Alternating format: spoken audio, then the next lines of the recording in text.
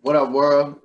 This is a super fact show. This is your boy Mark Walter Ward. Tonight we have with us Max Gertler and Goldwood from the Delivery Boys. How y'all doing tonight, fellas? Yo, what's poppin'? Feeling good. So, what's gonna happen when the Nets go to the finals this year? You gonna change that shirt up? I'm gonna feel fine about it. I'm gonna watch it and I'm gonna root for them. But right now, Knicks all the way. I'm still hoping the Knicks will just make the playoffs. I'd rather the Knicks make the playoffs than the Nets win the championship, honestly. Who's your favorite Knick of all time individually? Nate Robinson. Yeah, maybe like Latrell Sprewell. David Lee, maybe. David Lee. I'm gonna go young Rod Strickland, right? Yeah. Facts. Yeah, you know, I'm from DC, so you know, I got to see Rod Strickland. Rod Strickland was the shit. Yeah, word. So anyway, so be that as it may, y'all got popping kind of when you did a song with Rich the Kid. Yeah. Yeah, facts. How did that come up? Like was that something that happened organically, or were y'all like, yo, I'm gonna buy a feature? And if so, what made you go with Rich the Kid? It was a bit of both, you know. What happened was we had got this beat from this dude who was part of Hood Rich, and then we kind of used that as leverage to get our way to Rich the Kid. Like, I feel like if we didn't have that beat, we probably wouldn't have been able to link up with him. And we got him at a really good time. It was like right before he signed to Interscope. So it was just like, we didn't go through anybody. We linked up with him directly, like gave him some cash hand to hand. We were in the studio with him. He recorded it. And then we actually ended up changing the beat right before we put it out. But it turned out way better like that. And it was very calm, you know, like we didn't have to go through anybody. It was a very calm situation. And it turned out to be really good for us. So that means you've encountered some shall we say not as calm situations dealing with this industry shit, huh, man? Yeah, that's certainly true. Yeah, we kind of have kept ourselves sort of on the outskirts of the industry, and while that might have fucked with the way, you know, we could have, you know, taken off at a certain point, I'm really happy we did it, because I feel like we're reaching this kind of artistic level right now where I've always wanted us to go, and I think being as independent as we've been has let us reach that point. Well, I mean, since you opened the door, let's talk about the artistic. Mm-hmm. This is such a cliche that every musician gets asked this type of shit. So I'm not necessarily gonna say where's your inspiration come from, because fuck that shit. Mm-hmm. But y'all definitely have a unique way of song structure and songwriting in general. Yeah. You know, like even like this new project Disney 2. I mean, it's kind of a concept album. It's kind of not. Y'all got these weird ass intros and voice shifts. You got these unexpected vocal effects. It was one song. I go back. Mm-hmm. Yeah. And like that was like almost like a hard ass boom bap song over a fucking like Asher Roth beat or some shit. Yeah. I mean, like I wouldn't even know, like, because you know everybody always wants to come up with the little fucking labels, and like so if I made up some shit for you, I'd be like the musical equivalent of Project X, directed by Martin Scorsese. That's sick. That's epic. You know, written by Dennis Lee Hain or some shit. Word. That's honestly the coolest shit that anybody's ever said to me, bro. So I appreciate that. That I mean, that's what's up though. But seriously though, like, are y'all purposely trying to make like zag where the motherfuckers zig? Is this how the songs naturally coming up? I mean, some of your shit almost got like you know, back like classic Woodstock rock and shit. Motherfuckers have like 7-minute singles, and the songs would go all over the place musically. Like, it almost got like that type of feel to it. Yeah. We definitely. I think it's partly on purpose and partly just naturally the way we do things. Like making music with Max is like really fucking weird, because he records like entire songs in gibberish, and he puts words to them later. Like that's one of his processes that he does, and kind of being around for that. Like a click track? Kind of. So like I'll just like sing melodies that like don't have words yet, or like I might know what I'm like want to say, but I didn't like fully say it, if that makes sense. So I'll just like talk, I'll just do a bunch of shit, and then once something sounds good, I'll be like, oh, this should be the hook, and then I'll be like, oh, this could work for the first verse, and then I just kind of like go line by line and write words to the melodies. That makes sense. It's like you have to build something and you'd rather build a little bit of it, so you gotta go back and finish it than do it all at once sometimes. Yeah, exactly. Facts. And it's like with this new project, we did really kind of want to zag where everyone else was zigging. And it's like this, the process of going through this second Disney album was kind of weird because we technically been working on it since 2016, but the oldest song on there is like 2 years old. So it's been through so many iterations and it's been through so much stuff. And as we've grown and as we've gained new influences and broadened our musical horizons, we really, you know, like, I feel like I wouldn't say that this is like our Sergeant Pepper, but it's like we wanted to get a little psychedelic. We wanted to get a little away from the mainstream and but like most importantly, just put ourselves forward and put our personalities forward. And we're kind of weirdos, so it comes through in the music, I feel like. Do you find that when people listen to your music, they underrate your rapping ability at first? Not for him. No, I feel like I actually get a lot of love for that. And that's why I think we're a really cool duo, is because he really has the hooks down lock and he's got the singing and I've got the ability to rap. I feel like I did kind of take sort of a step back on this one. Really? I feel like for the sake of the music, you know what I mean? Like I learned to space it out a bit. I used to really want to jam pack as much syllables and words as in there as I could and rap really fast and be as clever as I could. And I kind of felt like with the help of Max, I was able to like relax a bit on this one, vibe with the beats a bit more, space it out a bit and not be so like snappy with it, like trying to impress everybody, but instead just trying to make good music. Yeah, it's like trying to make the best song instead of making the most impressive song. Yeah. Like a young point guard who's fast. You gotta learn to control your speed. Exactly. And throw up a couple of assists to my guy. But so that sounds like an improvement though. Yeah, I think it was. But yet you're still not happy with or you feel. No. I'm when I said step back, I meant like as a rapper, not an artist. Yeah, exactly. Yeah, and I find that that's okay, you know, because I've spent so many years honing the craft of rapping that I feel like, you know, I need to take some time more to hone the more musical side of things, as opposed to the lyrical side. So I'm gonna circle back to this, but so you know, everybody always gotta go through the. I'm sure, especially with your name, the origin story. But y'all were actually delivery boys. Yeah. I was doing Postmates, and he was like delivering for a deli. Yeah, I worked at this place, the corner store down the street from my house in Brooklyn. We grew up on the same block, and the corner store down the street from my house was called Brooklyn Heights Deli. And we were making music together at the time, and we were both working these delivery jobs to like pay for studio time, pay for equipment and shit. What was the socioeconomic level of the people you were delivering food to? You know, it would vary. People really fuck with this deli, so sometimes I'd be delivering like a coffee and a bagel like a mile away. So you know, it's in a sort of, you know, middle class, mostly Jewish neighborhood, and then you know it's owned by these people from Yemen. And it's 1 block away from this whole block that's all people from Yemen. And then you go a couple blocks further and everybody's Italian. So it's kind of a mix, but on my street, it was more middle class and Jewish. Yeah, I was doing. Good, my bad, bro. All good. I was doing Postmates, so like, it would completely depend. Like, I could be like delivering to like a really fancy fucking place or a really. I imagine in Brooklyn, you was probably. Like from Zenith to Nader with the Postmates.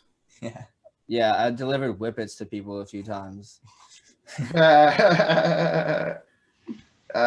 Well, I was about to say something since y'all know each other, but since you brought up whippets, how long does it take out of everything you spelled out on a table with marijuana and words? Which one was the longest? That took y'all the longest? Which word took the longest? Well, we kind of fucked up when we started that video, the Cyphers video. We were doing every word with like as much weed as we could, and then like after like 6 hours of doing that for one day, we realized that, you know, we should probably start filling up the whole table with words and shit and taking pictures every time. So I'd say for the hook, That was the shit that took the longest because we started with that, and every word got like, you know, all like a lot of bud, and like every word filled up the whole table. And then later on, we started doing, you know, a bunch of words on the table. So the hook took the longest by far. So y'all knew each other before y'all were actually delivery boys.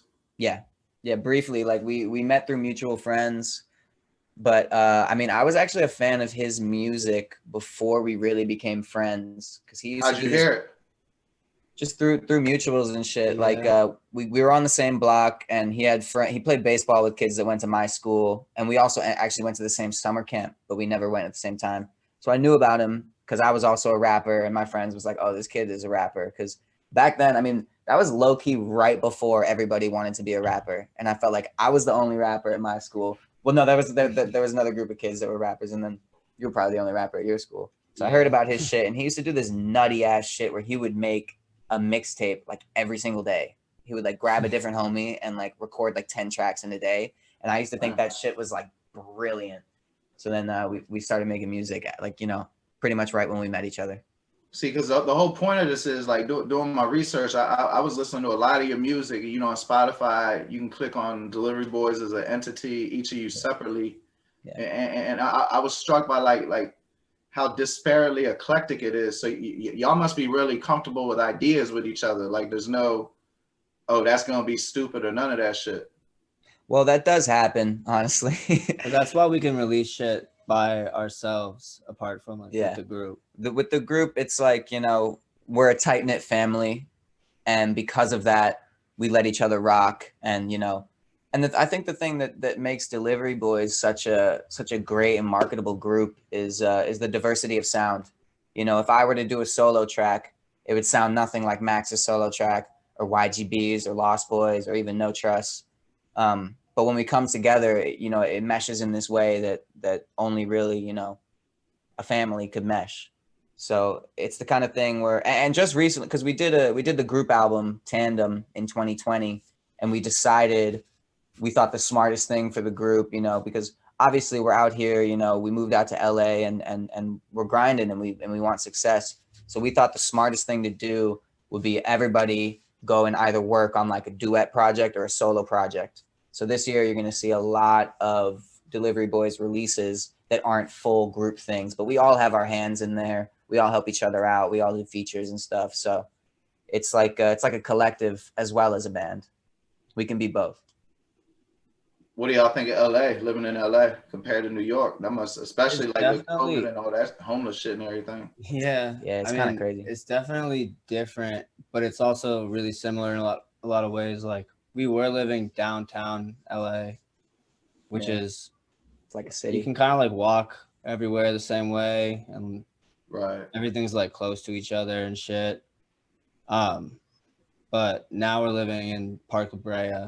Yeah, we live West Hollywood, and honestly, it's like, while it is similar in certain senses, and while it's like the two coasts and like two really major cities in this country, like I find it to be like wow different out here than in New York. But the funny thing is, like, most of the people we spend our time with are from New York, so it's like right. And because of, you know, the corona, like because of, you know, everything that's going on, it's like we can't get out as much as we used to. So for the past year, I mean, we haven't been able to experience the city the way we did the first year that we lived here. So we've just been making music and sticking to ourselves and kicking it with our New York homies. Like, how do you avoid becoming pretentious? It's a good question. I think it's all about humbling yourself, and I think that you need to. I'm not even talking about in general. I'm talking about specifically because it seems like y'all probably been directly exposed to some of the most pretentious people in the world. Yeah, living in New York and then living in LA, right?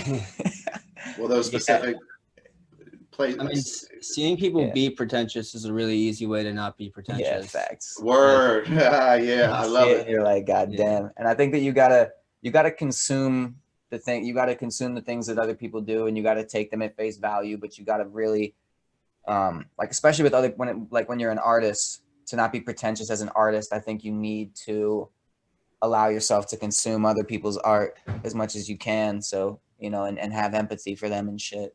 And that way, you know, you might not you might not. Because if you're only focusing on your own shit, you're probably gonna come off sounding like a dick, you know. Yeah. Y'all seem like you're more interested in being known creatively than just being famous. Like you don't see like some people I can tell that they trying to take a hit of the fame bomb, and there's others you can tell they just want to make good music and be left the fuck alone. And then it's kind of like I kind of get the vibe from y'all. Y'all just want to like have a access to a creative output in the universe of things of different medias. Because I imagine y'all ain't just interested in making videos and music. Yeah, I think we're a team of really kind of creative, out of the box thinkers, and I feel like we actually went through a phase. Like when we first came to LA, we were kind of blinded by everything that was going on. We were hanging out with all these big people, and we were kind of like clout chasing. And I think all of us kind of got like the taste for that, and we just didn't. It just wasn't us. And like at our core, the reason we started the group was to like, you know, be the coolest, most creative people out and work with other creative people. And I think that we finally gotten back to that. Like last night, this is YGB, by the way. And I was about to say, what's up, bro? What's going on? How you doing? Last night, he played me this song that was like, it was just so dope. It was so creative. It wasn't like anything that you hear these days. So I think that's what we really take pride in. And that's what we strive for, is to just, you know, to be freely creative. Because if you're true to yourself and if you make cool different shit, people are gonna fuck with it eventually. You know, you don't have to like suck dick and like clout chase and all that stuff. It doesn't have to be that way. Take pictures on fake private jet sets and shit. Yeah, facts, like flex, like you would never catch us like flexing like that. Maybe y'all seen that fake famous shit? What's that? It's an HBO documentary about how they was making like fake pictures to try to get people fake followers. Yeah, Sincere was watching that yesterday. That sounds like some shit Sincere was watching. Well, shit. I remember when Bow Wow did that shit. Yeah.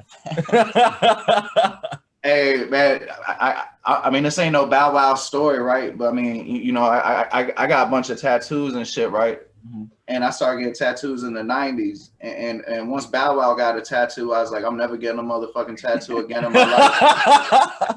I'm weak. Did you stay true to that? Is that still the facts? Hell fucking yeah. What made you know it's like, what would Jesus do? Like good advice in life is like, don't go where Bow Wow's been. I guess except financially. I mean, shout out to Bow Wow. I mean, I mean his defense, he was on a Higher Learning podcast and they went over his career, and I forgot he does have like mad high points. I mean, shit. He was on Doggy Style when he was 6 years old. That's so dope. No, yeah, he did his thing. Yeah, but still. With no tattoos. Yeah. No. That was like the Bow Wow rule. That's crazy. So do y'all be doing shit like writing movie treatments and shit like that? Because y'all got some like incredibly creative videos.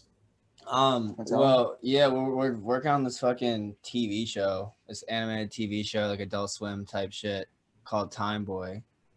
And that's going to be like a time traveling, like stoner animated kind of comedy. Yeah. We're trying to break into the, cause we actually came up with the idea. He came up with the idea before we started Disney 2, and then Disney 2 kind of became this whole kind of concept thing. And we're linking all the videos together, and we had a script and we had like a blurb and we did the skits and shit. Are they gonna look like y'all? We don't really know what he's gonna look like yet, to be honest. But hey, man, my man Smoking, man, you central casting for that, bro. Yeah, you should be honestly, we should fit Time Boy. Fucking, yeah. I don't know. Maybe I'm not even trying to be funny. Like that shit would be believable. Yeah, facts. Like we just gotta make you like look like the OD slacker. Give you time traveling powers. Just try not to be too much of like copy Shaggy and shit. And you good to go. Make it like the real you. You feel me? It's like Shaggy if he wasn't like being low key about smoking. He was being really obvious about it. Yeah, and not dirty. Yeah, you be like the clean Shaggy. Yeah. I fuck with that. It's gonna be a sick show though. Like we're gonna work on the pilot.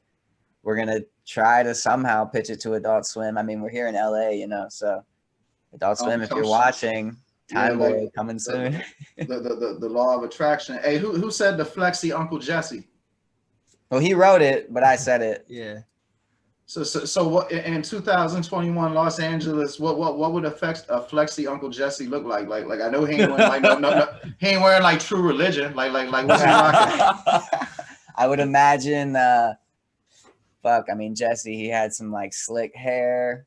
He probably rocked some Chrome Hearts and some Jordan 1s. To be honest, He definitely rocked Chrome Hearts. Jordan 1s.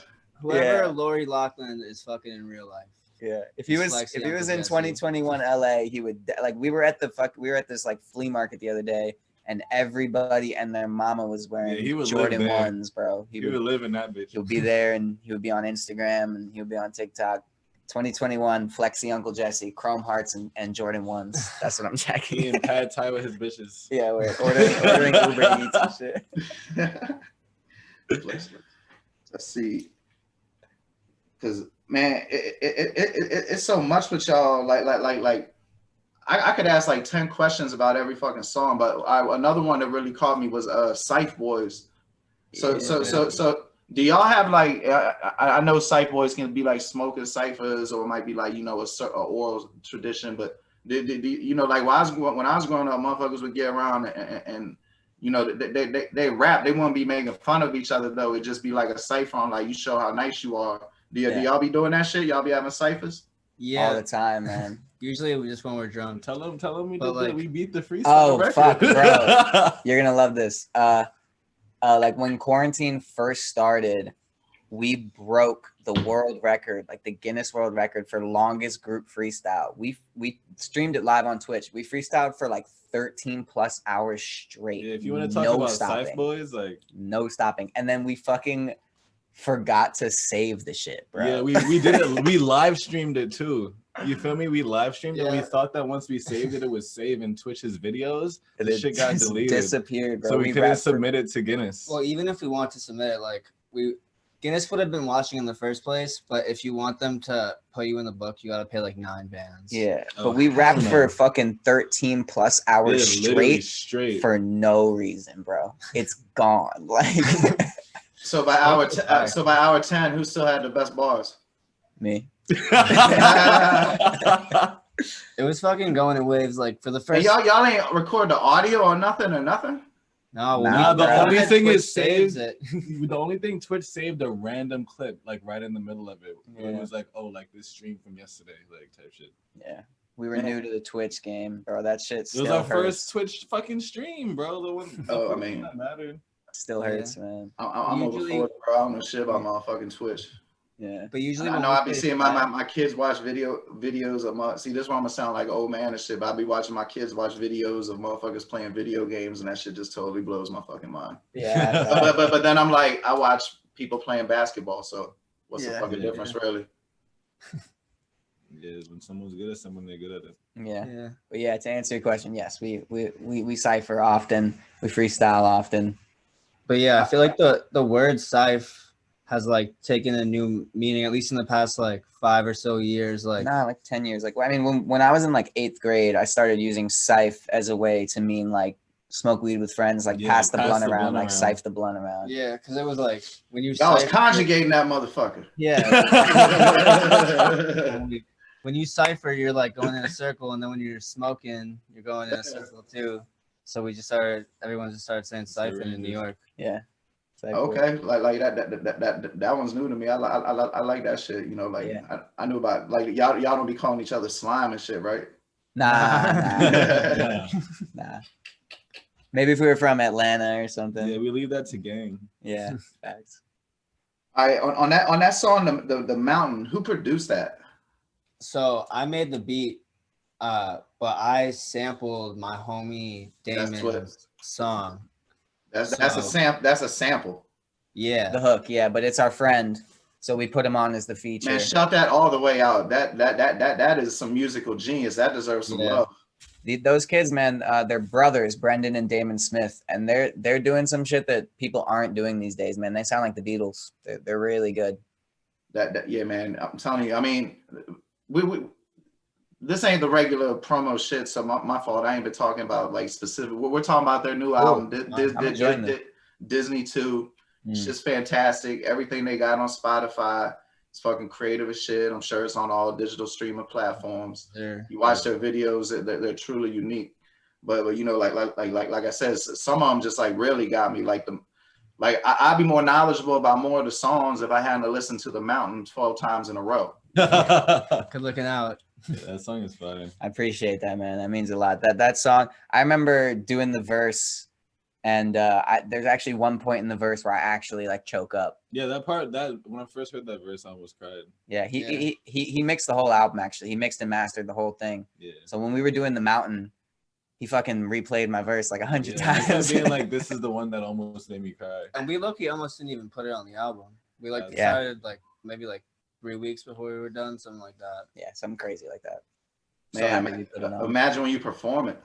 Yeah, It's gonna be crazy. it's just gonna be. We're working on since we can't do live shows right now, we're working on a live performance. We're gonna call it Disney Live, and we're probably gonna do it right here in this room. We got some complaints from the neighbors, so we might have to do it somewhere else. But we got a whole PA system. We got a guitarist. We got a piano player. You do it at my house. Yeah, we can do it. Yeah. And I think we're gonna try to set up like 10 cameras and then film a whole performance of the album all the way through, and then edit it and put it on YouTube. And then hope, I mean, let's keep it real. Like I said, it don't seem like you're chasing fame or anything, but I bet you love that cease and desist from Disney letter. Yeah, I was honestly thinking about that the other That'd day. be fire. We have a friend, or just like someone we're close to, I don't really know, but they're like working with Disney Music. Like there's like Disney Music group now. And I was thinking about like maybe like tagging them, but then I was like, if I tag them, like, are they gonna sue the fuck out of me? Well, Because that might be their ground that you're using their brand to profit right there. You feel me? Yeah. Well, there's the money sign. There's a money sign. That's how they can and do I mean, that. to be honest, on the first album, like we sampled a lot of shit that we didn't have any clearance sampling. Yeah. Like if It's not the first time that's happened, bro. I want to beat stuff up about it. yeah, but there was one song called Freezer where I took the beat, or I took the melody from this Pajama Sam soundtrack, which is like this old ass computer game that I played when I was like 6, and it got like flagged in the wrong way. So now like the money from that, I probably shouldn't be saying this, but fuck it. Now the money from their song comes to our fucking distributor. Oh, fire. No, that I don't know how to edit video, so I ain't cutting shit. This That is only- not the audio podcast. That only not the happened audio once. podcast, but this is a live, brother. they fixed it up. That doesn't happen anymore. It did happen once, and they got really pissed, and then it worked itself out. So, being that y'all from New York and y'all seem to be so honest, did you know who LP was before Run the Jewels? Absolutely, yeah. LP, absolutely. Before Run the Jewels, yeah. So you knew about like Cannibal Ox and all that type shit? I definitely used to dive deep into his older music when I was younger, because also he is from Brooklyn and his name is Jamie, which is my name, and he's a white rapper. So I was super into him growing up, and yeah. Before the White Rapper Show? What's up? You remember the White Rapper Show? Is that the one that Riff Rap was on? Like Jesus? Nah. It was hosted by MC Search, and they was like trying to find the next famous white rapper on VH1. Yo, Max should have been on that shit. I mean, they was mostly corny. One of them named Shamrock ended up being like 2 degrees of separation affiliated with 3-6 through Lil White. But there was mostly like, there was one chick, Persia. She took a dildo out and put on like this dude face to disrespect. Oh yeah, y'all should look it up. The White Rapper Show. I guarantee it's all over YouTube. Yeah, we can. But I was trying to rap back then, right? And this is before I went to prison. And so like my plan was, because I was way better than any of them motherfuckers is on that shit. Yeah. So if they did a second season, I was gonna go. And then if I won, and this is like right when 50 Cent is getting popular, right? I figure I just steal on MC Search and just walk out, and then they couldn't cancel the show because they would have had to put all that money in it, right? Yeah. There would be like a bidding war because that was the height of like the drama shit. You know what I mean? Yeah, facts. That would have been smart. Man, that would have been sick. You know, I think we that would might have take been like some epic shit. But unfortunately, it didn't work out. But I don't know. Maybe it can be an Adult Swim type shit one day. Who knows? Yeah, facts. We might take that idea of like a white rapper show and turn it into like a funny music video or some shit. Just flip it on its head and make it funny. Hey, you know how how they had like the Cardi B, Bruno Mars remaking Living Color? Yeah. I mean, look, Yeah, hell yeah, some shit like that. You could do that. Hey, I guarantee motherfuckers like 30 and up definitely remember that shit. Like, Yeah. it was Flavor of Love, Trainwreck, Can't Take Your Eyes Off of, and it was on VH1. Yeah, and we're trying to while we know that like these days on the internet, like fucking promoting your music to like the younger kids is definitely a better way to like get your bread up and get like crazy fans. Like we're trying to appeal to everybody. I mean, I want everybody who's a fan of music and a fan of hip hop and a fan of whatever to fuck with our music. I guarantee mad younger kids like that Bruno Mars shit, you don't got to know what a Living Color is to be like, damn, jumpers and party shirts look kind of cool on videos. Yeah, facts. You're right. It's like you gotta take something like that and then make it appeal to the youth while also like having the OG audience still fuck with it. Yeah, that's why like on songs like New York Sports, like we really tapped into like our Beastie Boys type shit. Like we were like yelling behind each other and like going on a boom bap beat, and like it kind of sounded like jock jams if you remember jock jams. But, like we were trying to keep it fresh and keep it new while also like paying homage to the old heads and stuff. Oh yeah, that's what made me say the next shit. Yeah, facts. Yeah, I said I'm a real New Yorker. I don't watch the fucking Nets, but not honestly. This year, I've been watching the Nets, bro. I mean, if you like basketball, how could you not? Yeah, they're so fucking good, man. I don't know. I kind of have beef with the Nets because they kind of made my neighborhood a lot more hot boy. Oh yeah, with the Barclays Center. Because they put that stadium like 5 blocks from my house, and it just kind of like fucked everything up. A lot of opportunities. There's mad degrees of fuckery involved in the creation of the Barclays Center. Yeah, that's a fact. You could do it. You could do some mad conspiracy theory podcast about that shit. Yeah.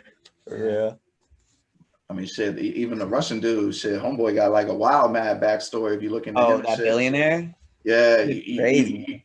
Like I don't be if I don't know shit, I don't know shit. But you know about that gun hand shit? No. All right, they're like if you watch Putin. The way he walks. Yeah, the way they hold their hand, it's like somebody who has had a pistol on their side all the time. Yeah, it's some KGB shit.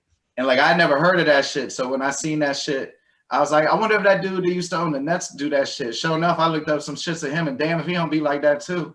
Damn. He walking like this, crazy. Like he's got a fucking rifle on his arm. Man, yeah, he was running around capping people, capping people and chilling with Beyonce and shit.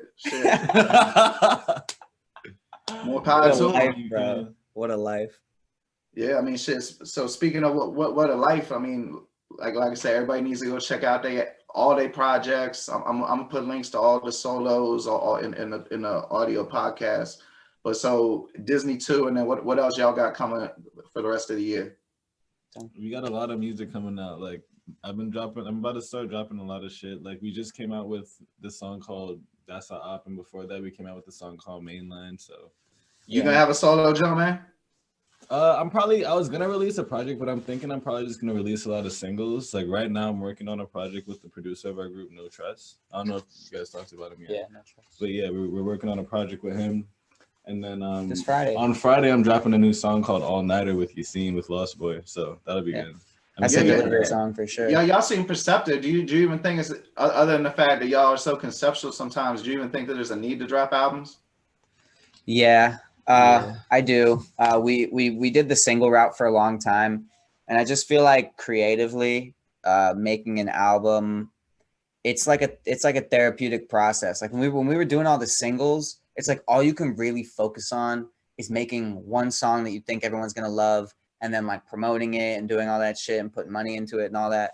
But when you do an album, it's like you really are creating a story and or a vibe. You can let people choose what they like off the album too. Like a lot of times when you make an album, like I'll send even if I'm not sending an album, I'll send someone like 4 of my songs, and I'll think there's one song that's gonna go crazy, and then they'll be like, oh, like this one was my favorite, which was like the one I liked the least. So like you can really just like take the time to listen. And there's like different types of songs on projects too. And I think that my 2 favorite kinds of songs to make are intros and outros. Yeah, they just have such specific vibes. Like an intro, like what's the best intro of all time? I got Outkast Southern Playalistic Cadillac Funky Music. It's a great song. Yeah. Best intro of all time. Fuck, I'm gonna have to Yeah, think it's kinda about hard. this. Yeah, that's hard as fuck. Maybe like Bastard by Tyler. I think Inside Outside, Mac Ooh, Miller. Hey, Faces.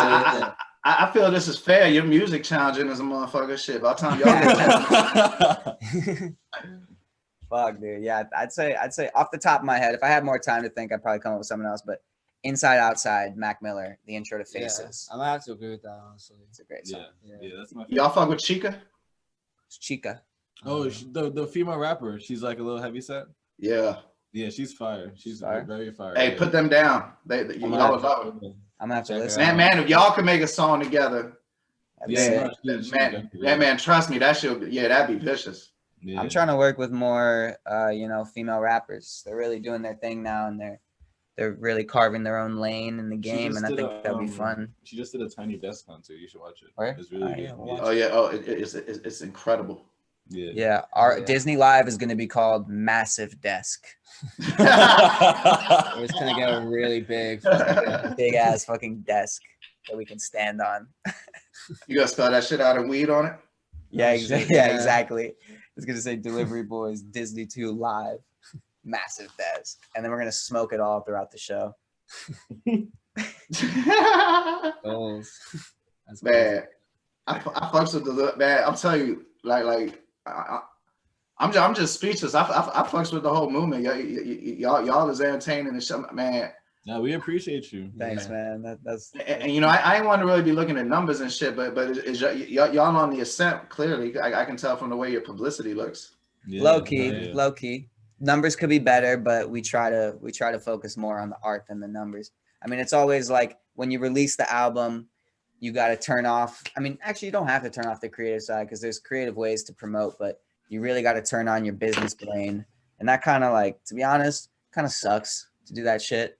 Like I wish I could skip a couple years to the point where we had like a really solid fan base and you could just put it out. But right now, I mean, it's part of our life is grinding our asses because we do everything. I mean, we have this guy Jose Serrano who helps us out. We have this guy Sean Carano and Jose Serrano. They both help us out. Yeah, that's weird. I never realized that. But truthfully, like I mean, we're not signed to a label. We don't have agents. We don't since day one, we've pretty much done it all by ourselves. I don't want to take away from what Jose and Sean do. They help us out so much whenever we need it. But the truth of the matter is like we are the team and we do the business side of things. Yeah, we send out the emails with our fingers. Yeah, we send out hundreds of emails a day. We grind our asses we just off. sign it as them. We just sign it as the manager's names or like, hey, this is Sean. Like Fucking booked us a whole like 30s college tour. yeah, using their names. Damn, bro. Like And that you know, back then- I actually know what that means. Jesus, y'all must not never fucking sleep from that because y'all must spend because of the time you must spend emailing. Yeah, Yeah. we send hundreds a day. It's And that means you're hunting down addresses. yeah, Yeah. exactly. Yeah. Yeah, I know this that man shit. buys lists of emails and dude, it's a real grind. I mean, like we could do a whole interview about the business side of things. You know, It'd be the most boring interview. it'll be the most boring. Yeah, that's the thing. Like that shit's only interested the motherfuckers that's interested in that shit. And to get your Yeah, music we don't want out to give there, away you our got- secrets. Yeah. But I mean, anybody can buy a million motherfucking email lists. They still can't make music like that. Exactly. But you still do gotta do that bullshit to get out there. Unfortunately. Yeah. But so before I could probably talk I could talk to y'all another 2 hours for real. But Yeah.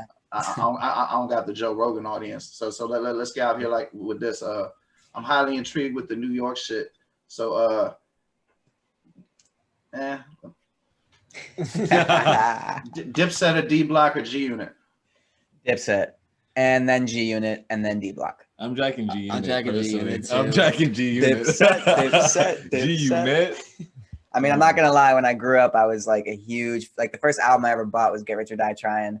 Second grade, I had the G Unit belt, the G Unit sneakers, the G Unit jeans. But as I get older, You like Dipset. Cameron. I like Cameron. I like Jewel. Cameron's I don't think he's the best rapper ever. I think Scarface is. Cameron's my favorite rapper ever. I would definitely go Dipset. Just out of curiosity, who's the sixth best rapper in G Unit? Sixth best rapper? Yeah, like in Dipset out, you could say Hell Rel or 40 Cal. Yeah. Okay. Fuck. Well, I mean, you got Got 50, like, Lil it's like Wayne, Hot Rod, Spider Loke. I don't even know more than 4 guys in G Unit. I remember the game was in G Unit for like 2 weeks. Exactly. That's why you're right about Dipset being better. Yeah. All right, shit. Before we get out of here, socials, websites, merch, anything you want to promote? Disney2.com. Disney2.com, TWO. Yeah, it's an interactive ass website. We got skits on there. We got fucking insanely priced merch. You can buy a Goldwood American Girl doll for $50,000 if you're interested. Yeah. Check out at Delivery Boys BK on Instagram and Twitter. Check out at YGB NYC on Instagram. At X Goldwood X on Instagram. And I'm Max Gertler on everything. And then also check out the 2 guys that couldn't make it today, at Lost Boy BK on Instagram and at NOTRUST NYC. Those are all the members of Delivery. 5 of us. Shit, we can do another episode with them, and make sure y'all stay on after I stop this. But thank you for joining us tonight, and this has been the Super Fact Show with my peoples from the Delivery Boys Collective. Gang. Yeah, we appreciate you. Thank you, bro. No doubt.